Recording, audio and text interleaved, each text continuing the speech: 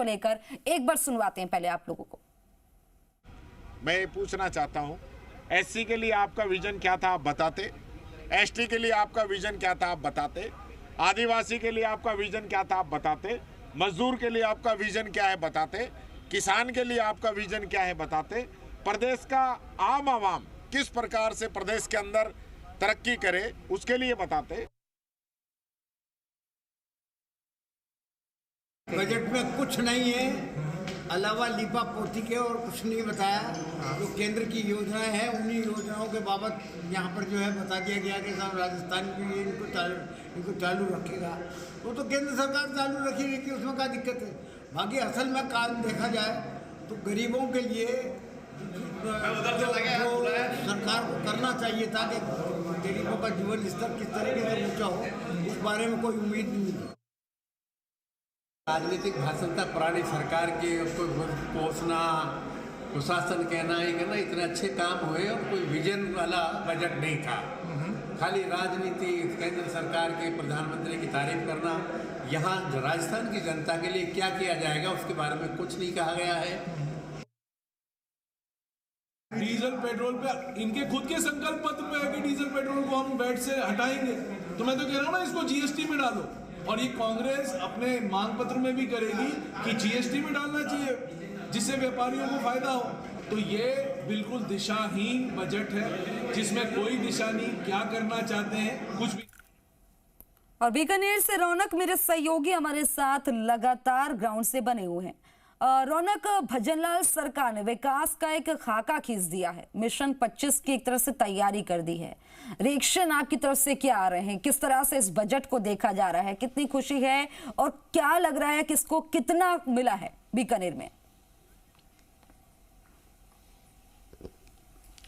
जी बिल्कुल, रिएक्शन मैं लूंगा क्योंकि देखिए जिस तरह से 2024 के चुनाव को लेकर इस आज के बजट को देखा जा रहा है। हालांकि देखिए इन तमाम चीजों के पीछे समझना होगा कि भजनलाल सरकार बनने के बाद जिस तरह की उम्मीदें थी किस तरह से खरा उतर रही है कि नहीं, इस बजट से क्या उम्मीदें थी।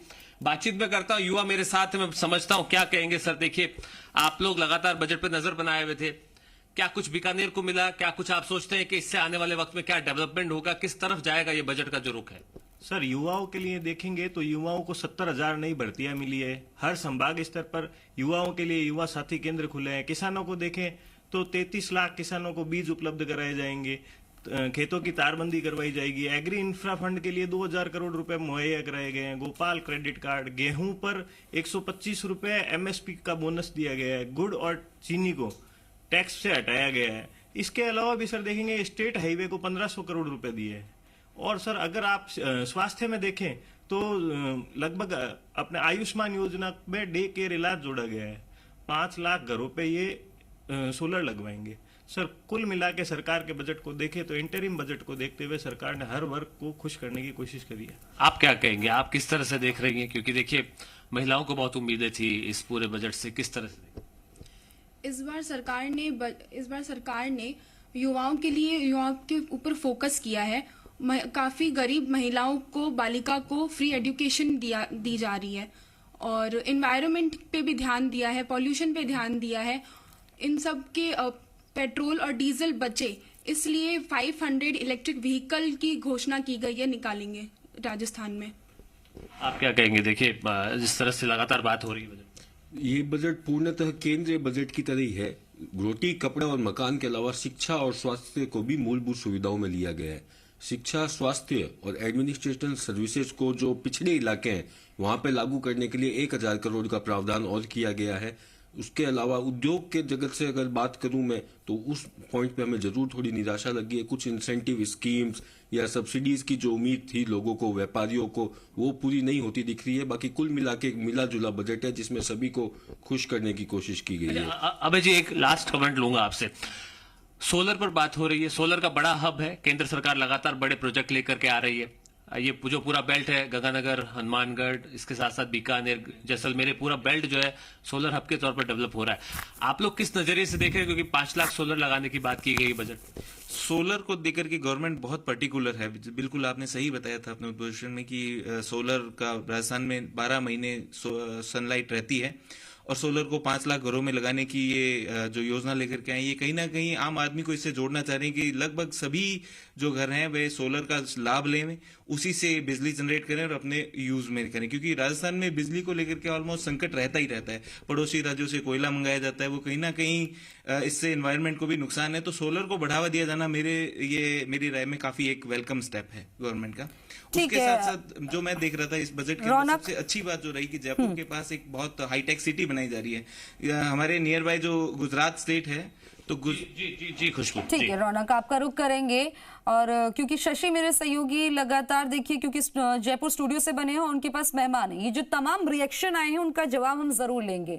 शशि, आपने भी सुना, और जिस तरह से रौनक ने ये जब बातचीत करी तो युवाओं का कहना है कि सब्सिडी को लेकर और इन चीजों को लेकर जो है थोड़ा सा निराशा हुई है। बाकी जो ओवरऑल बजट है वो केंद्र के जैसा बजट है। इसमें रोटी कपड़ा और मकान के अलावा जिस तरह से शिक्षा पर, स्वास्थ्य पर जोर दिया गया है, ये बहुत अच्छा बजट जो है युवाओं को नजर आ रहा है। महिलाएं भी, यंगस्टर्स भी काफी खुश नजर आ रहे हैं। सोलर प्लांट को लेकर भी काफी खुशी नजर आ रही है। ये रिएक्शन जो मैं चाहूंगी कि जब यहाँ पर आपके पास कांग्रेस के प्रवक्ता, उनसे जानिए कि युवा तो कह रहे हैं उनको अच्छा लग रहा है ये बजट। देखिए, मैं कांग्रेस के प्रतिनिधि के पास में भी जाऊंगा। प्रदीप चतुर्वेदी जी हमारे साथ में हैं। युवाओं को बजट की जो प्रतिक्रिया है वो आपने दिखाई, लेकिन देवेंद्र सिंह नरूका जी हैं, एक बार उनसे भी मैं उनका रिएक्शन ले लेता हूं। देवेंद्र जी, क्या सोचते हैं आप इस वोट ऑन अकाउंट पर? जो लेखानुदान था उसमें कर्मचारियों की, एक तो ओपीएस पर सरकार की मंशा जानना चाह रहे थे, वो बिल्कुल इसमें जाहिर नहीं हुई है। दूसरा, एक वेतन विसंगतियां बड़ा मुद्दा रहा है, उसके बारे में इसमें कुछ नहीं कहा गया। ओपीएस को ही पकड़ के कर्मचारी क्यों बैठे हैं? क्योंकि जो बात आ रही थी एग्रीकल्चर के नियुक्ति के, एनपीएस के जिक्र आया उसमें कि एनपीएस दिया जाएगा, उसमें संशोधन भी कर दिया सरकार ने, और केंद्र सरकार भी कह रही है कि एनपीएस को हम ओपीएस जितना आकर्षक बनाने की कोशिश कर रहे हैं। वित्त सचिव हैं केंद्र के सोमनाथन, उनकी अगुवाई में एक कमेटी बनी हुई है। तो क्या एक जो फ्रेम बन गया उसी के ऊपर चलेंगे आप लोग? नहीं, बात फ्रेम वाली नहीं है। बात इस तरह से है कि जब कर्मचारी अपना पूरा जो यौवन देता है, अपना जो सक्रिय समय है वो सरकार की सेवा में देता है, तो अपेक्षा करता है कि उससे सेवानिवृत्त होने के पश्चात उस पर जो भी दायित्व है उनकी पूर्ति वो कर सके और उन्हें आर्थिक सहायता मिले। अब जो एक अट्रैक्टिव जो प्लान लेके आ रहे हैं उसमें जो है लास्ट बेसिक की 50% ऐसी पेंशन होगी जो फिक्स अमाउंट होगा, जिसमें कभी कोई वृद्धि नहीं होगी, और उसके लिए आपको अंशदान कटाना पड़ेगा। साल आपको पूरे जीवन पर्यंत सेवानिवृत्ति तक एक निश्चित अंशदान देना होगा, जो कि वर्तमान में ओपीएस में ऐसा नहीं होता है। क्योंकि गत सरकार ने ओपीएस दिया और वर्तमान सरकार ने अभी स्थिति क्लियर नहीं की है, और जिस तरह से उनकी विचार आते रहे हैं, अतः कर्मचारियों का इस बारे में आशंकित होना स्वाभाविक है। और सरकार से मैं मांग करता हूँ और हमें अपेक्षा भी है कि उनको इसमें स्थिति पार्लियामेंट इलेक्शन से पहले अपनी स्थिति स्पष्ट करनी चाहिए। प्रदीप जी, पार्लियामेंट्री इलेक्शन से पहले स्थिति स्पष्ट करनी चाहिए, कर्मचारी करें, लेकिन सरकार ओपीएस पर बात क्यों रखे? ओपीएस देकर के तो पिछली सरकार ने देख लिया, उसका नतीजा सामने है आपके। शशि मोहन जी, सरकारी कर्मचारी जहाँ तक बात है, देखिए वो पूरे जीवन भर अपनी जो सेवाएं सरकार को देता है, उसके बदले में वे अपना जो सेवानिवृत्त जीवन है उसको सुरक्षित करना चाहता है, और ये उसकी नैतिक जिम्मेदारी के साथ सामाजिक जिम्मेदारी भी होती है। मेरा मानना ये है कि कभी कभी कर्मचारियों के साथ जो उनकी सामाजिक जो उनके उत्तरदायित्व होते हैं वो पूरे नहीं हो पाते हैं, और वही एक पेंशन एक ऐसी व्यवस्था है जिसके माध्यम से वो अपनी जीवन की बची हुई शेष प्राथमिकता पूरा करता है। तो ये उसका कोई मांग करना उचित है, मैं इसको जायज़ मानता हूँ।